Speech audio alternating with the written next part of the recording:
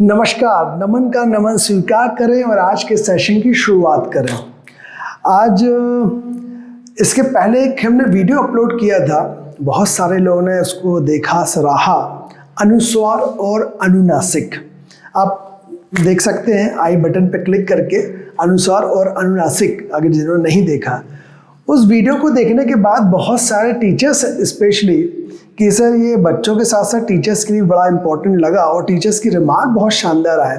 और वो रिमार्क्स के साथ साथ उन्होंने एक पर्सनल डिमांड करी कि सर राग की रेफ में भी बड़ा प्रॉब्लम होता है, तो राग की रेफ क्या होती है, राग के मात्रा क्या होती है, वो बात करें।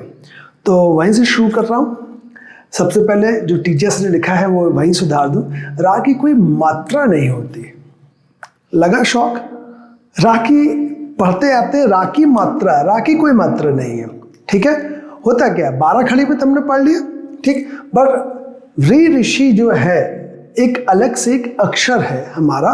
हम राग को मात्रा न कह के बोलना चाहिए राग के लिखने के विभिन्न रूप। तो हेडिंग में देखने मैंने राग की मात्रा वर्ड यूज नहीं किया।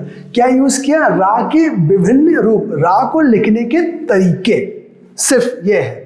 राग को लिखा कैसे आता है, ये थोड़ा सा देवनागरी लिपि में अलग तरीका अपनाया गया। देखिए जरा एक एक करके। सबसे पहले आता है रा, संपूर्ण रा लिख दो, सामान्य स्थिति।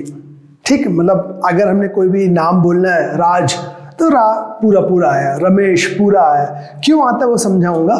फिर एक आता है रेफ, सी आकार के शिरोरेखा के ऊपर लगा देते हैं, जस्ट लाइक इंग्लिश का सी जिसको देखते हैं अपन, तो रेफ। फिर कुछ अक्षर के नीचे आड़ा या इस ट्रायंगल जैसा शेप में एक बना देते हैं। ठीक है, तो ये दोनों कहलाते हैं पदेन। अब राग की पदेन कैसे क्या लगती है और पदेन शब्द क्यों आया, सब डिस्कस करेंगे।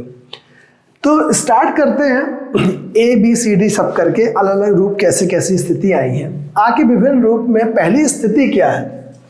स्थिति नंबर 1, आर की सामान्य स्थिति, मतलब सामान्य रूप से आर कब लिखा जाता है? तो देखिए, जब स्वर सहित, अब यहीं से शुरू होता है। स्वर की परिभाषा सबको मालूम है, जो अपने आप में स्वतंत्र हो। और व्यंजन क्या होता है? जो स्वर की सहायता से लिखे या बोले जा सके।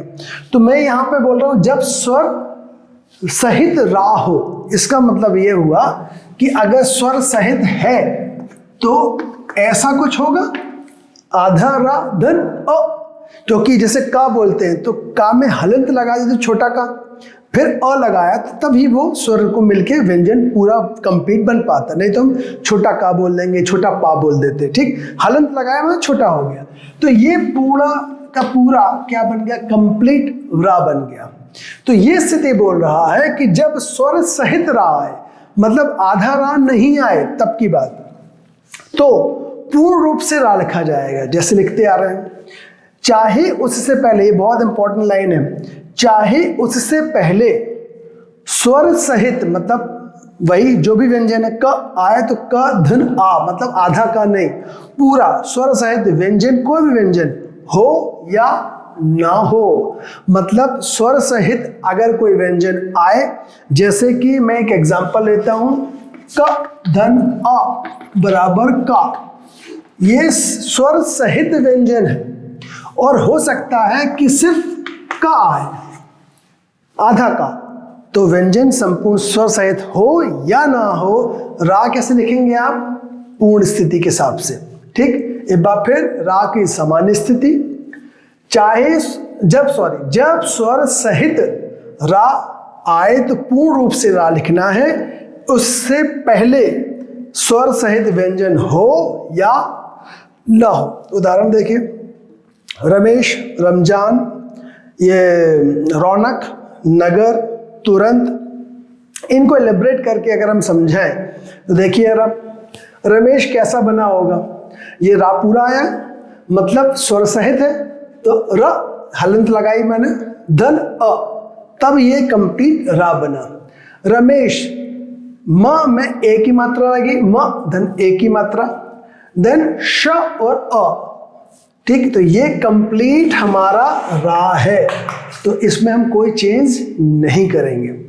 रमजान, तो रा इसमें भी वही पूरा है, र धन अ, तो ये कंप्लीट रा हो गया, म ज जान, ठीक। अगला एग्जाम्पल ले लें, रौनक, र में स्वर, अब अ की जगह क्या लग गया, ओ, रौ न क, तो आधा न और रा, आधा का और रा, तो रा में स्वर लगा, तो ये भी कंप्लीट अक्षर यूज होगा, जैसे रा लिखते वैसे ही। नगर, अब रा किस में आया, लास्ट में आ गया। यहाँ तीनों एग्जाम्पल हमने क्या लिए, फ्रंट के ले लिए। नगर कहाँ आ गया, बाद में। न गर, न ग और रा, यहां भी रा क्या हुआ, कंप्लीट है, पूर्ण है, इसलिए स्वर सहित रा है वो। एक लास्ट एग्जाम्पल जो रा बीच में आ जाए, तुरंत, इसमें भी कोई समस्या में, त और ऊ की मात्रा, ठीक। और यहां पर क्या है, रा में बिंदी, तो र द अंग की जो लगती है वो, और त और आ, मतलब ये भी स्वर, ये भी स्वर, ये भी स्वर, ये भी स्वर, मतलब ये हुआ कि रा जब है स्वर सहित आया है, तो सामान्य तौर पर जैसे रा लिखते हैं वैसे ही लिखा जाएगा। ये सामान्य स्थिति, इसमें कोई भी बदलाव नहीं होगा। Please note it down. अब देखिए बी कंडीशन। ए कंडीशन में क्या बताया, सामान्य रूप पर, सामान्य स्थिति मतलब स्वर सहित रा अगर आए, स्वर सहित, जो व्यंजन में स्वर लगा है उसको स्वर सहित बोलेंगे, स्वर सहित व्यंजन में अगर आए। यही चीज फिर बता रहा हूं, क्या है, स्वर सहित। स्वर सहित मतलब अगेन पूरा रा आ रहा है, पर कंडीशन चेंज क्यों हो गई, यदि किसी स्वर रहित मतलब आधा स्वर रहित व्यंजन के बाद स्वर सहित रहा है, मतलब जैसे एग्जाम्पल मैंने लिया का, ये व्यंजन क्या हुआ, स्वर रहित, इसमें जो स्वर है वो नहीं लगा, तो आधा का, बट जो रा है वो स्वर सहित है, मतलब पूरा रा, इसका मीनिंग ये कहलाया। तब कंडीशन में क्या कहलाता है, रा पदेन की स्थिति। अब पदेन शब्द क्यों यूज हुआ, पदेन का मतलब ये होता है पैरों के पास। जैसे मैं अगर का लिखूं, तो अगर इसका ये डंडा मान लूं, तो ये इसकी जो रेफ है वो इस आड़े जैसे लगाते, उसको बोलते पैरों के नीचे। पैरों के नीचे मतलब पद, पद मतलब पैर, तो पदेन की स्थिति कहलाती है कि रा आधा नहीं लिख पा रहे हैं या पूरा नहीं लिख पा रहे हैं, तो कैसा लिखें, तो उसमें पदेन की स्थिति में ये एक चिन्ह है, उसके हिसाब से हम शो करते हैं। याद रखना कैसी स्थिति में, यहां भी स्वर सहित, इसके ए में भी मैंने क्या बताया, स्वर सहित, मतलब रा पूरा है। पर पहली कंडीशन क्या बताई थी मैंने, व्यंजन में चाहे हो या ना हो, पर यहां बोल रहा है स्वर रहित आधा व्यंजन अगर हो, उसके बाद रा पूरा आ गया, तो क्या लगाना पड़ेगा, पदेन रूप में यूज करना पड़ेगा। ऐसी कैसी कंडीशन आ सकती है, 6 कंडीशन टोटल हो सकती हैं। कैसे, पहला, पाई वाले व्यंजनों पर।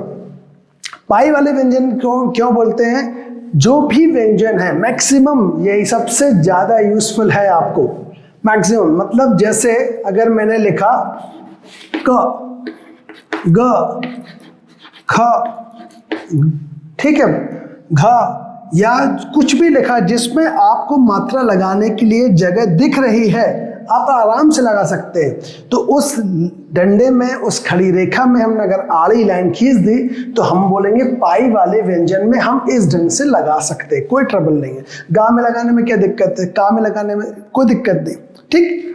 सेकंड स्थिति क्या बनती है, सेकंड इक्वेशन क्या है, पाई रहित जिनका ऐसा अक्षर हो, अब वो पैर ही नहीं है उसके।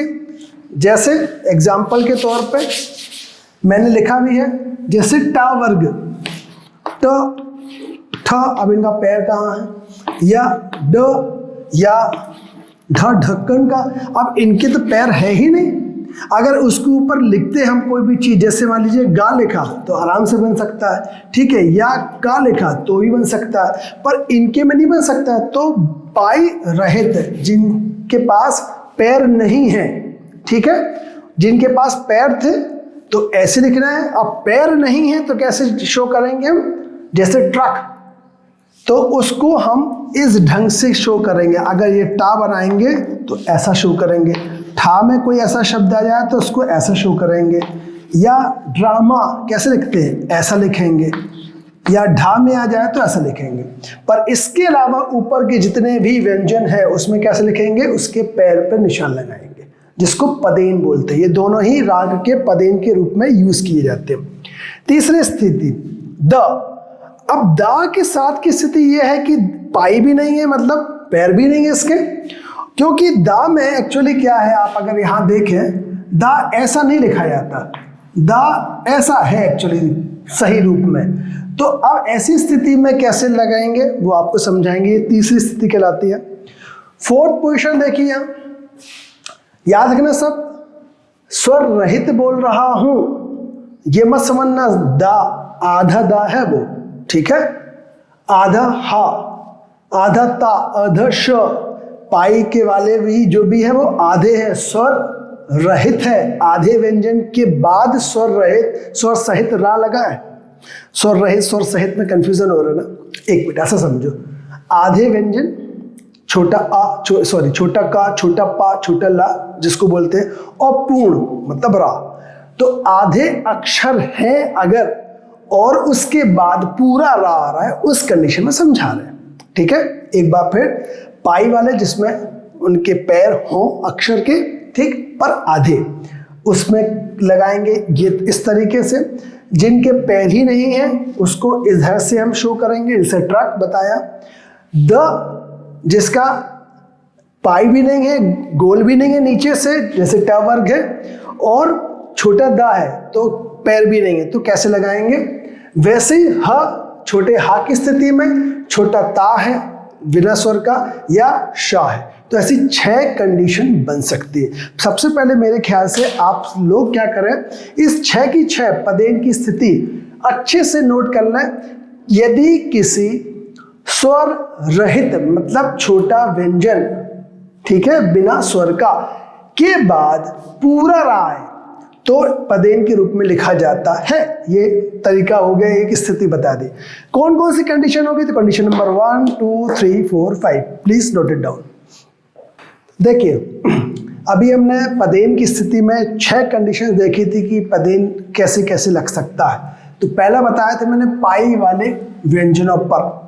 पाई वाले व्यंजन याद रखना, व्यंजन तो है पर कौन से, आधे, मतलब स्वर रहित। तो स्वर रहित व्यंजन मतलब जिसमें हलंत लगी हो, आधे अक्षर बोले, आधा का, आधा ला, आधा पा, आधा ना, ऐसा, ठीक। साथ में क्या हो, रा पूरा हो, पूरा हो। तो देखिए एग्जाम्पल, क्रम, प्रकाश, उम्र, प्रश्न, चक्र कैसे होगा। का ये आधा स्वर रहित आधा, पर रा पूरा, तो ये कैसा लिखेंगे, क्रम। अगर हम इसको ऐसा लिखना चाहते करम तो गलत हो जाता, क्योंकि का तो आधा है। अगर हम ऐसा लिखते तो ये भी तरीका गलत था। तो जब भी ऐसी कंडीशन आए तो हमने क्या किया, इसके जो रेखा, खड़ी रेखा थी उस पर हमने रा पदेन की मात्रा रूप के रूप में लगा दिया, तो इसको बन गया क्रम। ये विभिन्न रूप कहलाते हैं। प्रकाश, प्रकाश में याद रखना, दिखता पा पूरा है पर पा आधा है, आधा पा और रा कंप्लीट है। मतलब ये हुआ इसको ऐसा लिखना चाहिए था, पर पा तो आधा है, तो इसकी रेफ हमने कहाँ लगाई, पा के पास, तो बन गया हमारा प्रकाश, ठीक है। नेक्स्ट है उम्र। वो तो स्वर है, कोई दिक्कत नहीं, पर आधा माँ और फिर ये, तो इसको भी अगर हम लिखें तो उम्र, पर माँ तो आधा है तो इसकी जगह क्या होना चाहिए, माँ पे रेफ लगा दी, उम्र। वैसे ही प्रश्न, जैसे प्रकाश है वैसे ही प्रश्न तो बता दे, आधा पा है और फिर पूरा रा। चक्र, जैसे ये किया तो उम्र, वैसे ही तो ऐसा लिख सकते थे हम इसको, चक्र। ये गलत हो जाता क्योंकि आधा का लगा है, तो उसकी जगह हम क्या कर सकते हैं, चा और का पे रेफ, चक्र। तो ये पहली कंडीशन पाई वाली व्यंजनों पर। इसके बाद बताऊंगा मैं बिना पाई वाले, जहां पाई नहीं है, मतलब जिसपे हम ये जो रेफ है नहीं लगा सकते क्योंकि जगह ही नहीं है, ठीक, ऐसे व्यंजनों पर कैसे लगाते हैं उनके उदाहरण बताऊंगा। पहले ये नोट कर लीजिए। अब पाई रहित मतलब ऐसे अक्षर ज्यादातर टा वर्ग में मिलते हैं जिसमें कोई पाई तो है ही नहीं, खड़ी रेखा कुछ दिख ही नहीं रही है, जैसे ट, ढ, ड। अब ढ इनमें कहाँ लगा दें? इस कंडीशन में अगर कोई ऐसी रा लगाने की नौबत आती है तो हम इस ढंग से इसको शो करते हैं, जैसे ट्रक। अब याद रखना वही चीज है, कंडीशन वही रहेगी, रा पूरा और उसके पहले व्यंजन अधूरा मतलब आधा। आधा ट रा पूरा, तो इसी स्थिति में हम ऐसे नहीं लिख सकते ट्रक, टरक ये नहीं हो सकता क्योंकि ये आधा है, तो आधा है अगर तो रा को हम ऐसे शो कर देंगे टाप पे नीचे लगा के। ड्रिल, ड आधा और रा पूरा, रा में ई की मात्रा है, ठीक, छोटी ई की, बड़ी ई की होती तो बड़ा ई लगाते हम, तो छोटी की मात्रा, इसको अगर हम लिखते तो ऐसा लिखते डरिल तो गलत हो जाता। ऐसी कंडीशन में हम क्या करते हैं, यहां पर ये मात्रा लगा देते हैं ड्रिल, ठीक है। नेक्स्ट ड्रामा, आधा ड और रा में आ की मात्रा, तो इसको अगर हम शो करते तो ऐसा करते, अगर ड्रामा तो गलत हो जाता, तो हमने इसको आ की मात्रा यहाँ लगा के और रा की रेफ यहाँ लगा दी। तो ऐसे एग्जाम्पल किसके लिए आ सकते हैं, टा वर्ग के, जैसे टा पे लगा दें, ठा पे कोई अगर शब्द ऐसा बने, डा पे ये आ सकता है, ये भी आ सकता है, तो ऐसे कोई भी आएंगे तो इन पर रेफ इस ढंग से लगेगी। ये पूरे एग्जाम्पल आप प्लीज नोट कर लीजिए। सो अब next condition, third, fourth and fifth, बहुत छोटी छोटी है परंतु जानकारी के लिए बहुत जरूरी है। जैसे दा के साथ की स्थिति, हा के साथ की, ता के साथ और शा के साथ कैसे कैसे लगेगी जरा ध्यान दीजिए। एक उदाहरण लिया है द्रव्य। द्रव्य या द्रव्य बोले, द्रव्य में आधा दा है और रा पूरा है, इसको ऐसा नहीं लिखा जा सकता द्रव या आधा करके। जब भी लिखेंगे ये दा भी एक्चुअली ऐसा है, इसको ऐसा बनाएंगे और फिर लिखेंगे द्रव। हा के साथ की स्थिति, जैसे ह्रास एक बहुत ज़्यादा कॉमन नाम है। ह्रास मतलब होता है डेप्रिसिएशन, किसी भी चीज़ में घिसावट, कमी आ जाना। तो हा आधा, रा पूरा लिया है यहाँ पर और सा धन आ, तो ह्रास को लिखने का तरीका ये रहेगा, ना कि इसमें ये नहीं लगा सकते हम। याद रखना ये सब कंडीशन आपको मालूम होना चाहिए। ता के साथ का एग्जांपल है त्रिशूल, तो त और रा में हमारा ई है, छोटी ई की मात्रा, फिर श में ऊ की मात्रा है तो ऊ लगाया और ल और अ, तो त्रिशूल लिखने का तरीका हमारा जो ता था, हम इसको ऐसे ना करके हम इसको, ये त्रा जो बना है वो इस ढंग से बना है, रा की रेफ से बना है। ये बहुत इंपॉर्टेंट चीज है, इसको नोट डाउन जरूर करिए और बच्चों को जरूर ऐसे ही समझाइए। श, श्रमिक भी ऐसे ही बना है, आधा श और रा पूरा, श्रमिक है, श्रम है, श्रमदान है ना, श्रीमान, श्रीमती, बहुत सारे ऐसे उदाहरण हो सकते हैं। तो श और रा में पूरा, रा म, तो श को जब हम लिखना है तो ये शा बनता ऐसे है, तो अगर इसमें हमने रा जोड़ दिया तो यही चीज मात्रा हमारी रेफ यहाँ ऐसी लग जाएगी, ठीक। बट साथ ही साथ एक बड़ा कंफ्यूजन होता है, वो क्या, री ऋषि और रा में बड़ा भ्रम होता है। हर जगह रा री ऋषि नहीं है, री ऋषि रा नहीं है, उसमें कहाँ समस्या आती है। देखिए जैसे मैं हृदय बोलूं, हृदय में क्या लगता है दिमाग में कि रा है, कहीं नहीं, वो री ऋषि है, ये अपने आप में स्वर है, ठीक। तो आधा ह री ऋषि आया है, यहाँ रा नहीं आया है, और द में लग गया स्वर और या में स्वर, अल्टीमेटली हा के साथ ऐसा लगा तो आपको लगता होगा जैसे रा की रेफ लगी है, ये ऋषि हा में लगाया गया, इससे बन गया हृदय। तृण, तृण करके लिखना है अगर तो त आधा है, अगेन ऋषि बना है और ण में अ लगाया व्यंजन में तो बना तृण। तो ऐसे भी कहीं कंफ्यूजन हो सकता है कि जहाँ री ऋषि लगा है वहाँ आपने रा सोच लिया, वो नहीं है। इसलिए मैंने जानबूझ के ये एग्जाम्पल दिया। साथ ही साथ एक एग्जाम्पल मेरे दिमाग में आ रहा है, रा के लेके ही बहुत इंपॉर्टेंट चीज़ है, आपको यहाँ मैं समझा देता हूँ। बहुत छोटी सी चीज़ है, देख लीजिए एक मिनट। रा को जब मात्रा के रूप में यूज करते हैं, याद रखना मात्रा के रूप में, तो रा को मात्रा के रूप में बड़ी समस्या आती है। मात्रा के रूप में कैसे, सॉरी, रा को में मात्रा जैसी लगती है, उसके एग्जाम्पल ले रहे हैं। जैसे मान लीजिए मैंने बोला छोटू ऊ की मात्रा लगाना है रा में, या बड़े ऊ की, रा के ऊपर मात्रा लगना है, याद रखना।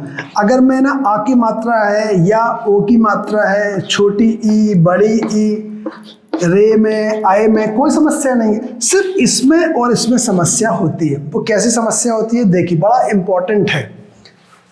जैसे ही इसको मैं रब कर दूं,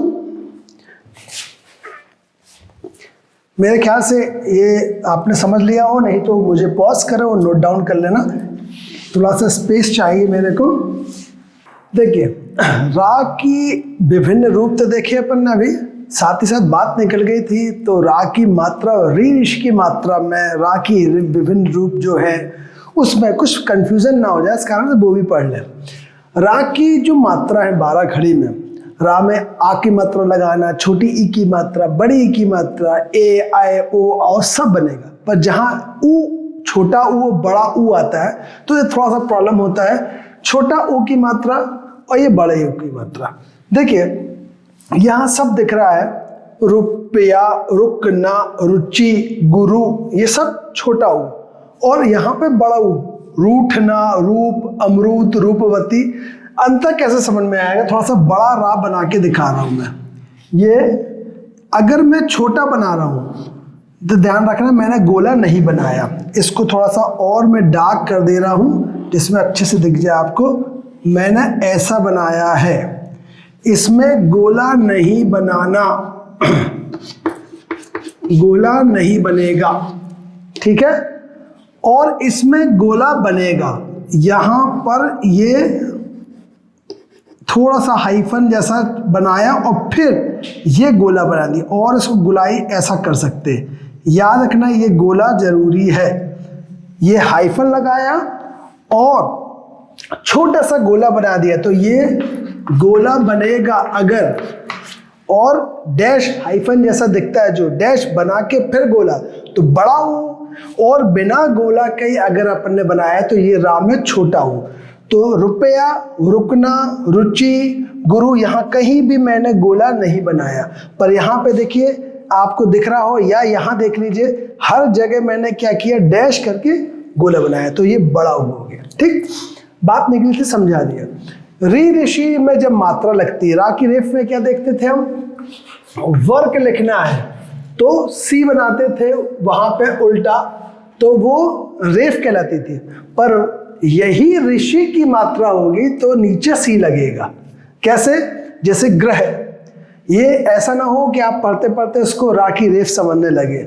पितृ, मातृ, दृष्टि, आकृति, स्मृति, मृतक, मृत्यु, सृजन, नृप, ये सब जितने भी हैं री ऋषि के हैं। जैसे एक एग्जाम्पल बता देता हूं मैं, ये अगर लिखा है तो ये री ऋषि की मात्रा बनी है। री ऋषि, इसको और अच्छे सुंदर ढंग से लिख दे रहा हूं, ये री ऋषि की मात्रा है और ये रा की रेफ है। बहुत फर्क है दोनों में, तो ये आप सब लोग अच्छे से नोट कर लीजिए। इसके बाद मैं अगला रा की रेफ की स्थिति बताता हूं।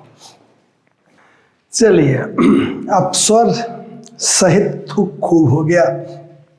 दोनों कंडीशन में देखा हमने, स्वर सहित व्यंजन हो ना हो, और फिर व्यंजन हो वो भी आधे हो, वो भी देख लिया। अब आधा ही रा हो तो क्या होता है, देखिए इसको जैसे सी करते हैं ना इंग्लिश में ABC, वैसे ही लगाते हैं, वो भी रेफ कहलाती है। अब मैं बता रहा हूं स्वर रहित, मतलब जहां भी आधा रा हो। अभी तक आपने क्या पढ़ा, पूरा रा पढ़ा। अब क्या पढ़ रहे हैं कि व्यंजन तो ठीक है, व्यंजन आधा नहीं है, जो हमारा रा है वही आधा है। ठीक, जब स्वर रहित आधा रा हो तो, तथा वह किसी अन्य व्यंजन पर से संयुक्त हो, मतलब क्या हुआ, जुड़ा हुआ हो। जैसे कर्म, तो का तो ठीक है, का पूरा है। अभी इसके जस्ट पहले क्या पढ़ाया मैंने, का आधा था, अब यहाँ का पूरा है। वहां पे क्या पढ़ाया था, रा पूरा, तो ये क्या हो गया, रा अधूरा। तो यहां मतलब ये हुआ क आधा रा और मा। तो ऐसी कंडीशन में हम अंतिम अक्षर में रेफ लगा देंगे सी की। जैसे सी बनता है वैसे ही रेफ बनाएंगे, इसको रा की रेफ ही कहते हैं। दूसरा एग्जांपल ले लीजिए, तर्क। तर्क में क्या, आधा ता और मतलब पूरा ता हो गया, पर रा आधा, का पूरा था। तो इसको लिखने का तरीका, अंतिम अक्षर में हमने क्या किया, रा के बाद वाला जो भी अक्षर आया उस पर हमने रेफ लगा दी। ये आधा रा लिखने का जैसे तरीका है। धर्म भी एग्जांपल ले लें, ध धन अ, आधा रा हुआ और मा पूरा, मतलब मा पे एक रेफ आ गई। हम इसको ऐसा नहीं कर सकते कि ऐसा कर दें धर्म, धर्म नहीं हो जाएगा, आधा रा है। एक आपको और बहुत अच्छी चीज बताऊं, मेरे स्कूल में बहुत सारे ऐसे, आप सभी के स्कूल में आते होंगे, बहुत सारे स्पेसमेंट्स आती हैं, पब्लिकेशंस वाले आते हैं। कई बुक्स में आजकल मैंने देखा है ये धर्म की जगह धर्म लिख देते हैं, कर्म की जगह कर्म लिख देते हैं। ये बहुत खराब काम कर रहे हैं। ऐसी कंडीशन में बच्चों को क्या, टीचर्स को भी ये ऑब्सोल्यूट हो जाएगा। धीमे धीमे रा आधा गायब हो जाएगा, रेफ तक गायब हो जाएगी। हृदय को हृदय लिखते हैं। ये ऐसी बहुत सारी छोटी छोटी गलतियां हैं जो बहुत ज़्यादा ध्यान देने वाली है। अगर धर्म लिख रहे हैं वो गलत है। आधा रा लिखने का तरीका, उस पर रेफ लगाइए, ना कि पूरा रा लिखिए ना आधा रा लिखिए।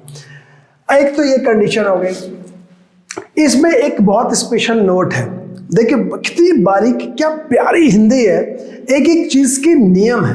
ठीक है, यहां अभी हमने क्या पढ़ा, आधा रा है और अगला व्यंजन में हमने रेफ लगा दी।